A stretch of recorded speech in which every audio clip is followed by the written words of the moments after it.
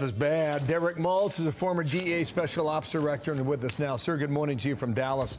You were in a presentation with the DEA Administrator Ann Milgram. She's been with Dane and me on this program several times. What did she say? And will there be a partnership between Washington and what the governor's trying to do in Texas? Well, the DEA Administrator has been showing some leadership over the last several months with the One Pill Can Kill campaign. And now we have Governor Abbott and other law enforcement leaders joining forces because they've recognized the only way we can save American lives is uniting law enforcement with the best and brightest American patriots to go after the threat.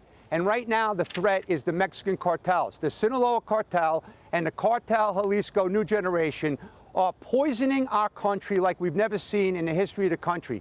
And unfortunately, Bill, they're working with the Chinese transnational criminals, and they are actually destabilizing our country. Our families need help, and that's what's happening. So Ann Milgram and the governor and all these law enforcement leaders, I applaud them all, and I'm happy to be in the state of Texas today, joining forces with them. You mentioned those gangs. I just want to show you this video that we got yesterday. Bill Maluzhin brought it to us. This is a gunfight between rival Mexican gangs just miles from the southern border. If we could pull that up here. I'm sure you've seen it, Derek. This looks like a war zone. What do you think? Well, Dana, the video proves beyond a reasonable doubt that we're dealing with a terrorist organization right south of our border. They have military weapons. They actually are using sophisticated technology that we can't even infiltrate as a law enforcement community in America. So we need to update the antiquated laws so we could go after them. But they're also involved in mutilations. They're involved in decapitations.